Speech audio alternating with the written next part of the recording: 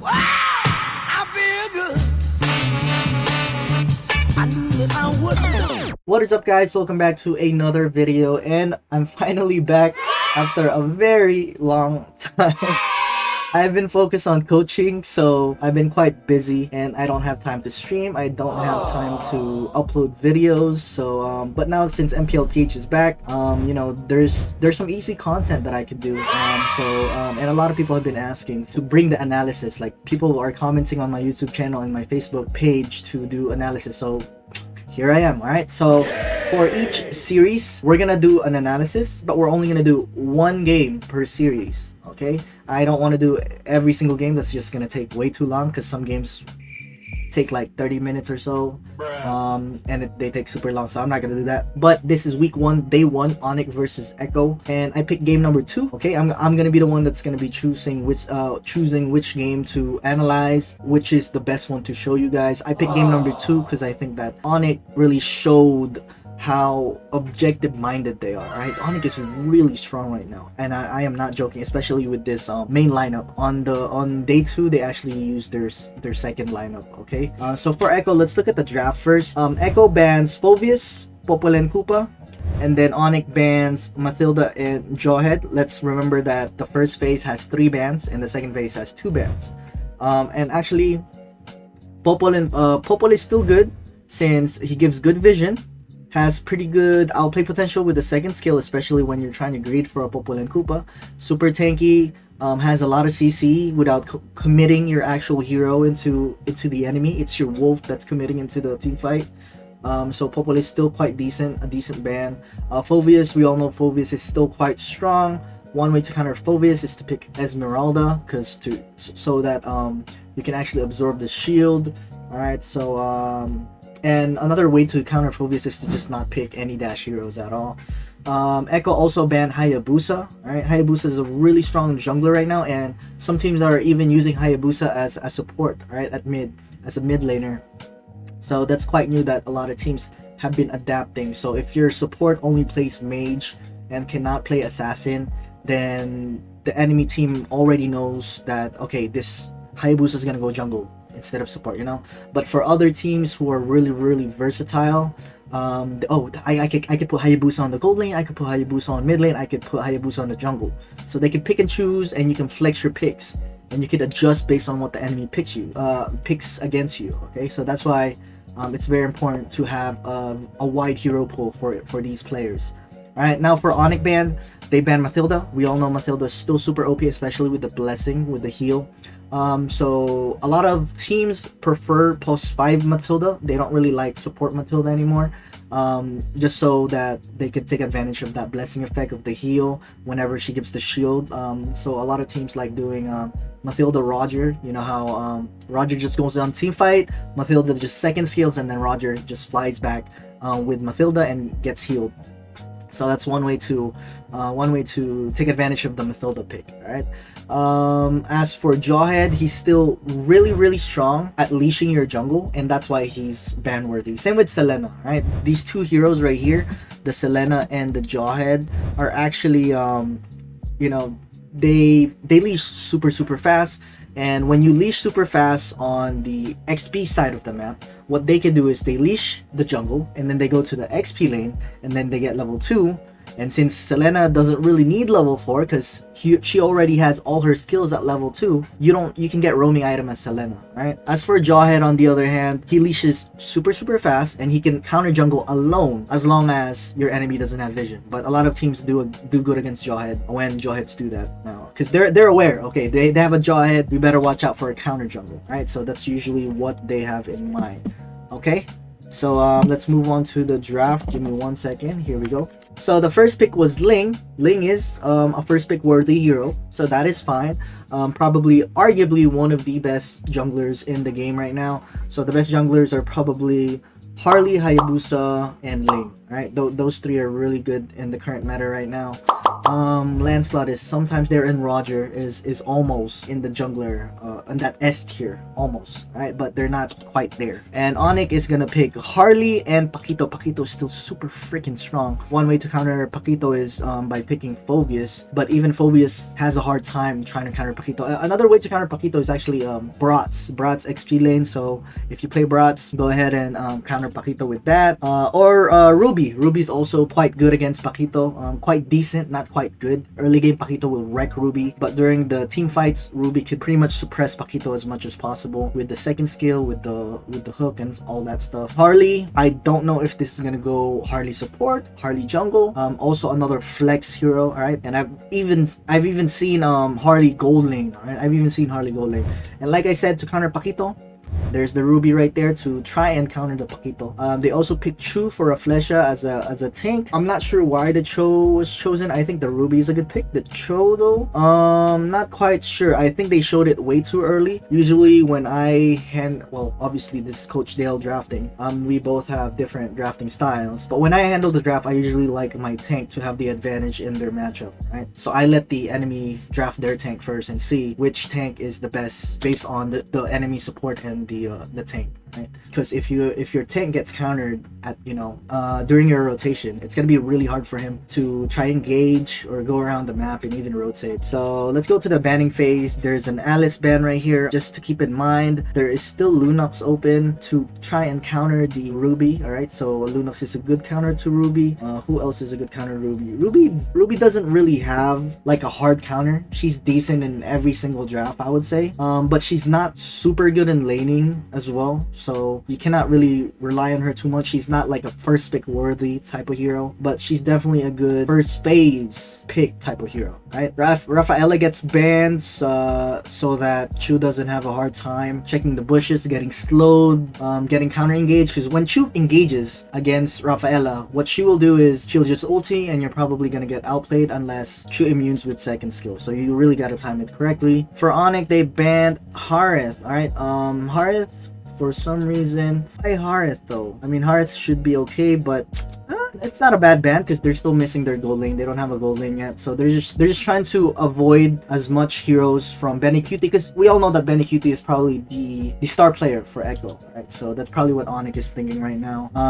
He's been playing one hell of an Alice lately. Grok is also very annoying against Cho since he does have an immune. Popol is already banned. Joyhead is already banned. So that may be the reason why Echo chose Cho and Ruby to kind of deny pick, or how do you say this, so that Onic doesn't have any good tanks to use. But there's still Kufra that I see. There is still Kufra Akai is still decent. Who else? People are using Marta's tank. There's quite a couple of tanks that could still be used, even though so many of them are banned. Popol, Grok is still banned, and Joyhead is banned. So yeah, there's a lot of tanks being banned. So maybe that's why they chose Cho. Alright, but let's keep going. Onic is probably gonna last pick their tank, to be honest with you.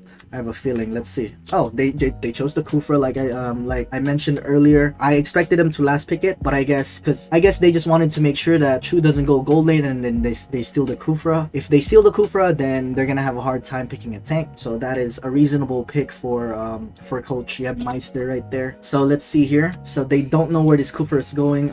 Obviously, since I'm spectating, I know where it's going. It's going through a Flesha, so that's kind of cheating. But yeah, we see here they're gonna play the Valier for Echo and Lunox. So they pick Lunox for some reason. I would rather have Farsa here so that X-Borg's armor gets depleted. But the problem with picking Farsa here is they have a Harley. So if Farsa ults with Feathered Airstrike, Harley could simply just second skill ulti the Farsa and then just burst her. So that's the hard part about picking Farsa here. Alright, you're gonna have a hard time trying to position yourself because of the Harley. So that's probably why they didn't pick the Farsa. But Farsa would have been okay here as long as your positioning is good and you know where the Harley is at, just to counter the X-Borg's armor or the Fraga armor. Because looking at this, nobody's really gonna shred the Fraga armor except for Lunox. I guess Valier could do it, but I don't know.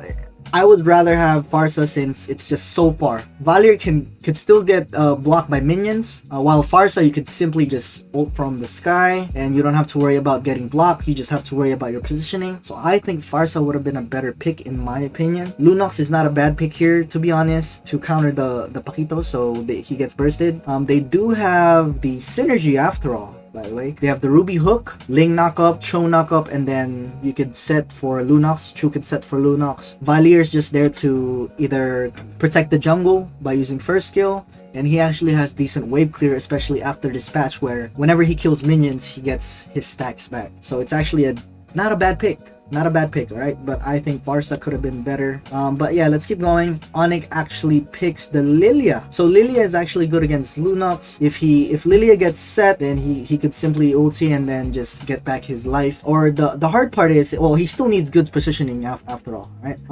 And Lilia is really bad against Ling, but good against all these heroes right here. Lilia is super good against melee heroes who has a hard time moving around, especially with the slow. When you build Ice Queen 1 with Lilia and your second skill just keeps on hitting them, oh man, Cho's not gonna be able to move. Ruby's gonna have a hard time trying to get away from the team fight after an engage. Same with Valier. I mean, Valier could get away with second skill most likely and ulti since he has a free purify. Lunox has free light form, but other than that, Lilia is not a bad pick here either, to be honest. They're probably gonna do like a fast leash maybe. She has good wave clear, and her late game for some reason is actually quite decent. Because before, the reason why people didn't pick Lilia is once you get to late game, Lilia is kind of useless. But I don't know what they did to her. This current patch, Lilia is actually still super strong late game, and she hurts. It's because of the magic reduction patch. Alright, it's like 2 patches ago, so that's why Lilia is quite strong. Alright, so let's move on to the gameplay, and I'll see you guys in a second. Alright guys, so here we are with the gameplay. Okay, so unfortunately the VOD went straight to the 1 minute mark, so I don't really know what happened, but for you to catch up as the viewer, I'll try to guess what happened depending on the minimap, their positioning and stuff. So right here on the purple buff, I'm guessing that Lilia leashed the Harley to get the purple buff fast. Guessing. Alright, I'm not saying they did this because I didn't see it. And after the purple buff, they went for the Litho. After Litho, they're gonna counter the green camp right there. Alright, and if you think that green camp is no use, it's actually very important to get all these camps. Alright, for Ling or for the enemy jungle to get level 4. Right, so for example, as we can see here, Ling started the orange buff right here. It's not on the minimap. And then after the orange buff, he went for the green minion, green camp on the bottom side, as you can see. And then in order for Ling to get level 4, he also needs to take this and the purple buff, right? If he fails to get all of those, he's not gonna reach level 4 when he goes for a first gank, unless he gets this green camp and the golden crab. But the golden crab is not always guaranteed to be there. Alright, so yeah, that's why it's super important. Even the smallest counter jungle really affects the game, the flow of the game. But from what it looks like, Rafflesia is just guiding the Ling just to make sure that he could farm peacefully. Alright, and as you can see here, Rafflesia is already doing a good job harassing Bimo, already forcing him to use his regen. And there we go. Aspect is not level 4 yet, like I said earlier, since he did get counter jungled on this bottom side of the map. But yeah, he's going for the green camp on the top side, and in order for him to get level 4, he needs to go for this golden crab here. If he gets this, he should be able to get level 4.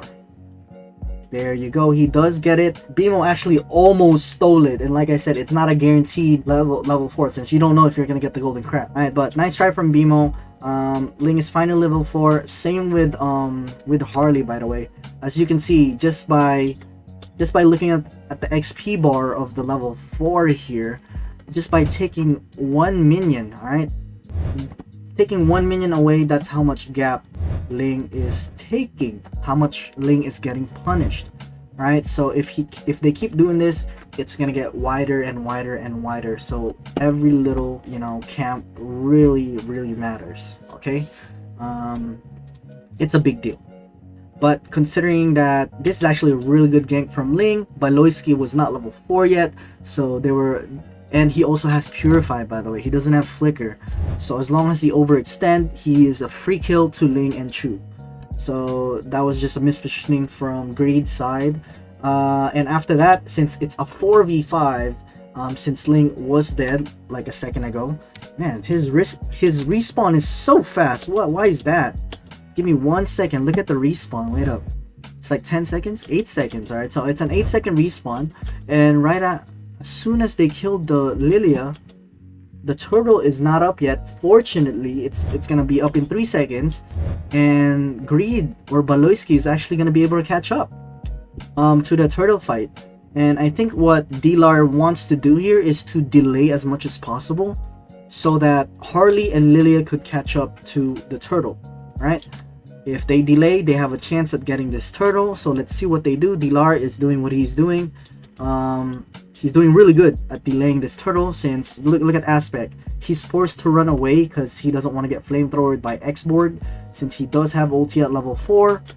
So just like that, Aspect lost the retribution fight. So that was well played from Dilar. Dilar was the reason why they got the turtle right there. So well played. So if you don't look at these plays carefully, you don't really know who made an impact. But if you break it down little by little, you really see the players that shine. Although Xborg is not really like a highlight type of hero, right? But from what we saw right there, he made a really good play, and a lot of people downplay that, right? Since they just want really high mechanics, highlight plays. It's not always like that, especially in the professional scene. So here we go, and just to point it out, I forgot to say, oh, this guy's dead. Yeah, Kurt is probably dead, but he did a really good job canceling Harley's cards. So what Kurt did right there, he got ulted by Harley, but he knew that if Harley keeps throwing cards, he could cancel it by using second skill and hook to avoid extra damage. And I think he's still gonna die here anyways. So what he's gonna do is probably just try to wave clear this as much as possible, or get the minions as low as possible, because if he goes the opposite direction right here, he's gonna die to X-Borg anyways. So that's why he went here instead, towards the minions. All right, if you're wondering, some people would probably be wondering, why did he go back? He's 1 HP. Well, this is the best thing he could probably do, and he did the best he could. Honestly, it's not a misplay. Let's see what happens here. Raflesha is finally level 4. Let's see if he can get a set here. He is not gonna get a set yet. Fails to knock up the Kufra. Benny Cutie is they're trying to put Benny Cutie online, by the way, and that's what I noticed from Echo. They really, since Benny is like their star player, they focus a lot on the gold lane. They make sure that Benny's winning his lane. Alright, and Kurt just needs to survive and clear, pretty much, because they know that X-Borg doesn't really push hard.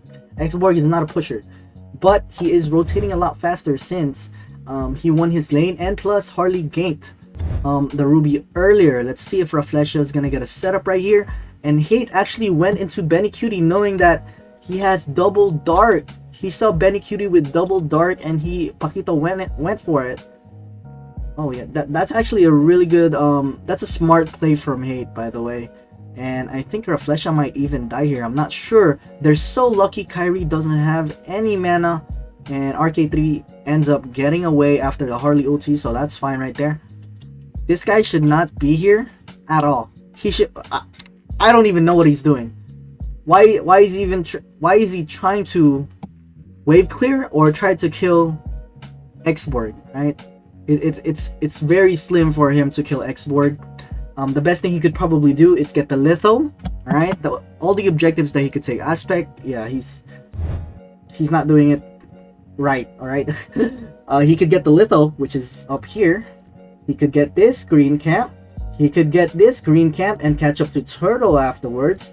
There's many options rather than sharing XP and gold with Ruby, who needs to catch up, by the way. Ruby needs to catch up because he got ganked earlier without any help. So by Aspect coming here at mid, it's preventing Kurt from taking advantage of all the minions here at mid lane. And not to mention, it is before 5 minutes.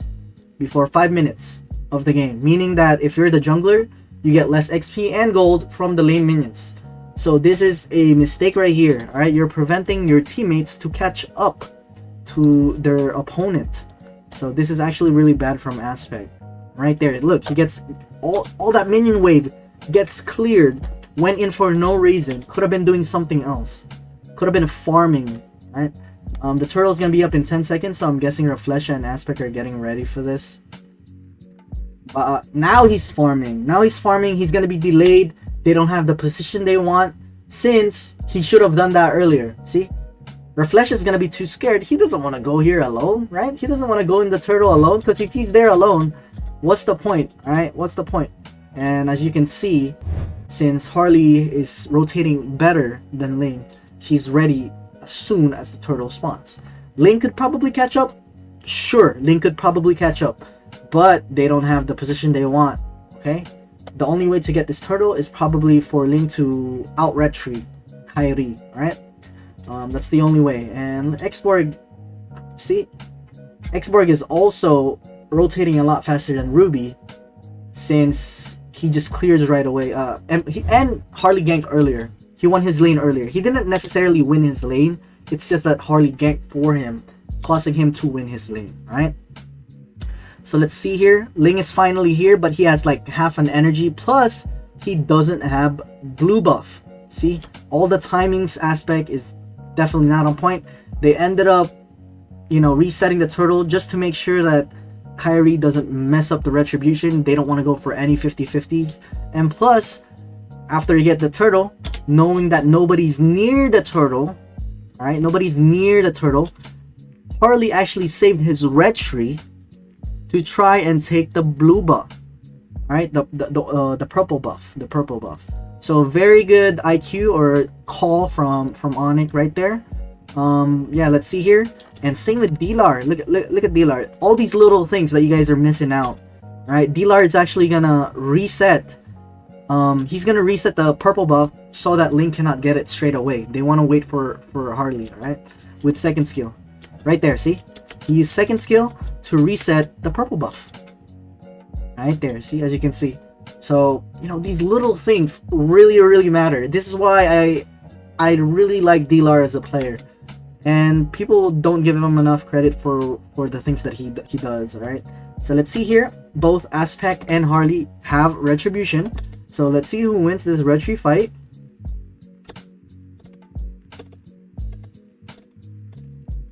Who got it? Ah, Harley got it. Alright, so he hasn't used Retribution yet. He's about to. So Harley ended up getting it. As you can see, the purple buff right there on Harley.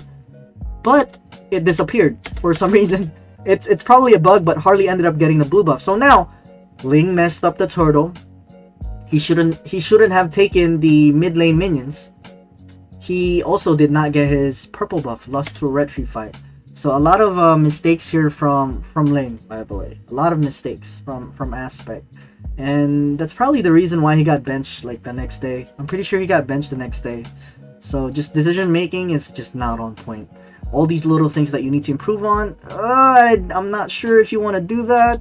And they forced the engage on Bimo, who they couldn't even burst.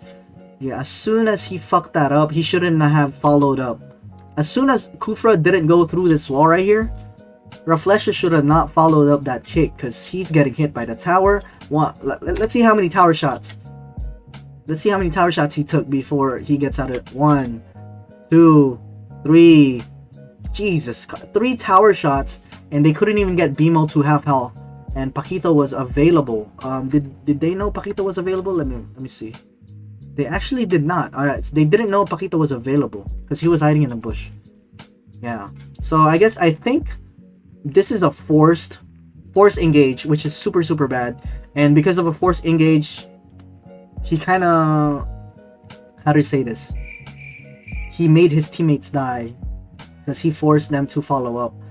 But right here, this should be a free tower for Onic since they got picked off. It was a 3v4, by the way. 4 members of Echo and then only 3 members of Onic. Lilia was late to the party earlier, and they still got outplayed. So that's not a good sign for Echo right there. Also, no trades whatsoever for Echo. They didn't even get the blue buff. So instead, you see this? Instead of Ling trying to clear the mid lane minions with Ruby, which Ruby could do by himself, he should be looking for a trade by counter jungling, or even, you know, getting this right here, somewhere here.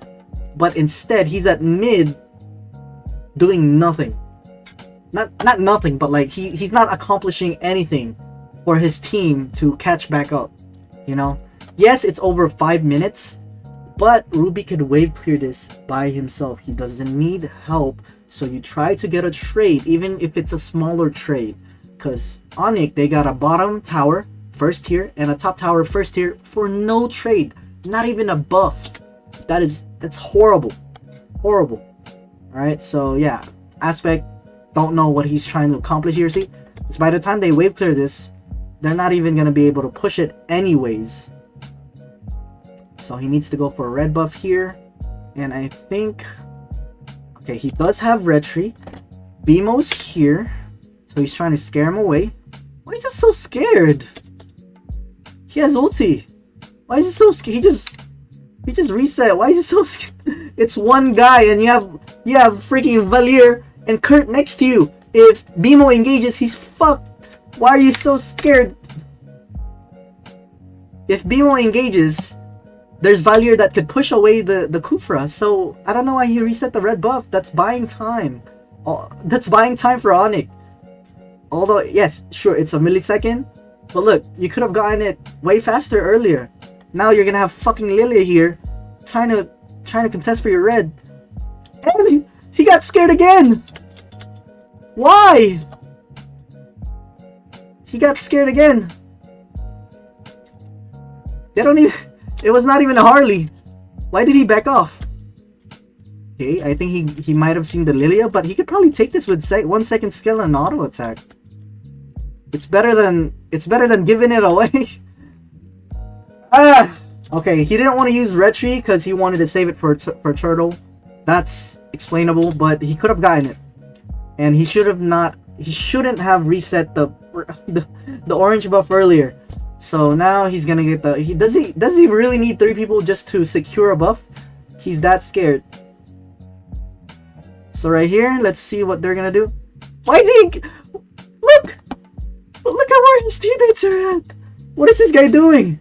Okay, first of all, he was saving his retry so that he could use it on the turtle. All right, so look at what he does. He uses retry anyways. Earlier, he uses retry anyways. So now you don't have retry for your turtle.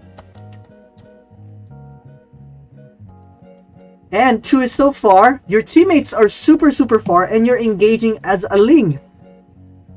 Like, a rule of thumb for Ling is you don't want to try to engage first, especially against like 4 people. Okay, let's say you can't see BMO. Let's just say you cannot see BMO on the map. Since we're cheating, we're a spectator, we can see everything. It's still a 3v1. It's still a 3v1. And even then, I think that's the wrong decision. His teammates are so far. It's just not good. He wasted his ulti for it, so now he doesn't have ulti when the turtle spawns, and that's a free turtle right away. Okay, Onyx, like, Ling doesn't have ulti. He's screwed, and he retried earlier probably. When did he retry? When did Aspect retry? Give me 1 second. When did Aspect retry? Aspect retried at the purple buff. Why? There's nobody contesting the purple buff. What the? Coach Dale is probably mad at this. I don't know, if they reviewed this, they probably would have gotten mad. No joke. Yeah, that's not good.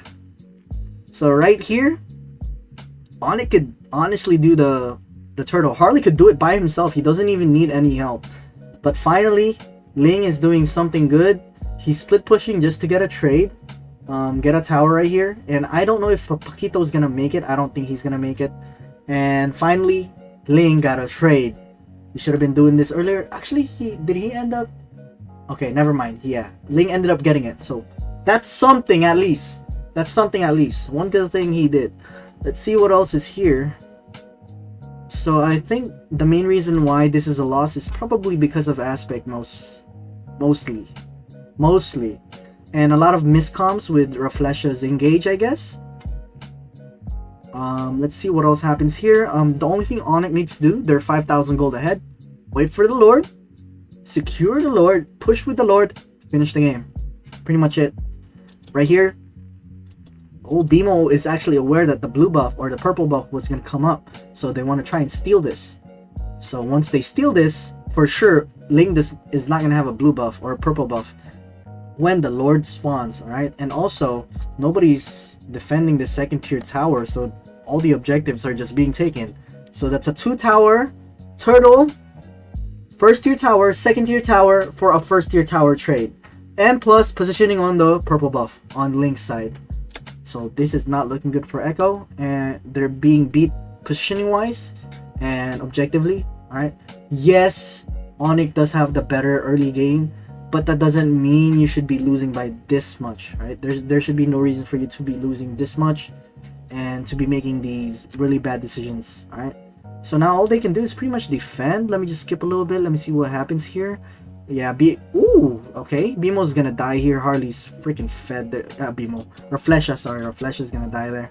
So now, it's a 4v5 without their tank, and in 25 seconds, the Lord is gonna be spawning. So what Onic wants to do here, get the last second tier tower at mid lane, and get the Lord afterwards. They're probably gonna try to go for a push here, since they don't have a front line for Echo's side.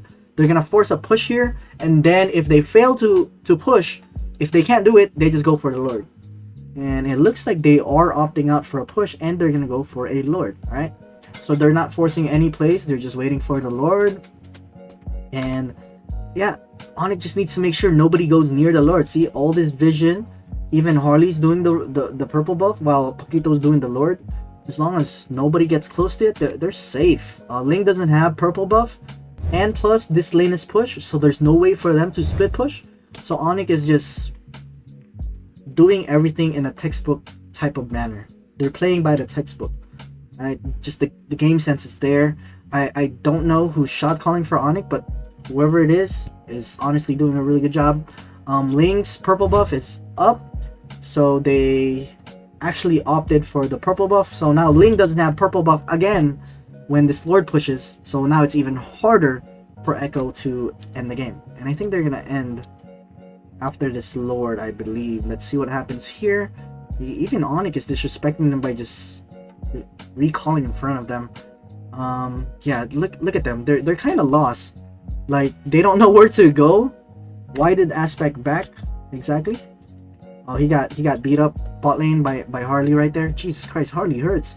That was only 3 basic attack and he put him to half health. Wow, Harley hurts. Alright, so here we go. The Lord. Nobody even cared about the Lord. Jesus. Echo. Yeah, nobody cared about the Lord. Yeah, I think it was just mainly a lot of decision-making mistakes from as a team and from Aspect. And I think Onic could honestly finish the game here. Let's see. Yeah, Onic could finish the game here. Let's see if they can force it. Ooh, Ruby DD from Benny Cutie right there, but he's dead anyways. And even a set from Bemo right there. And this is going to be GG well played. I don't see them defending this. This guy doesn't have blue buff. He's not going to do shit. And I think that's GG well played. Yeah. Well, there goes the first analysis of the let's say of the week. I don't think there's more to this, even though it's a 36-minute replay. It's just them talking. So yeah, that's all. Tell me what you guys think on the comment section below. Thank you guys for watching. In conclusion, I would say that Onic just played really clean. As a team, they rotated better. Their jungler was better. Decision making, there was some force or miscomms from Echo, so that was part of it too. But tell me what you guys think. I thought that the draft was actually okay. The draft from Echo was okay, so that shouldn't be the reason why they lost. So yeah, that's it. Thank you guys for watching. Don't forget to subscribe. Do not forget to like. And I'm out. Peace.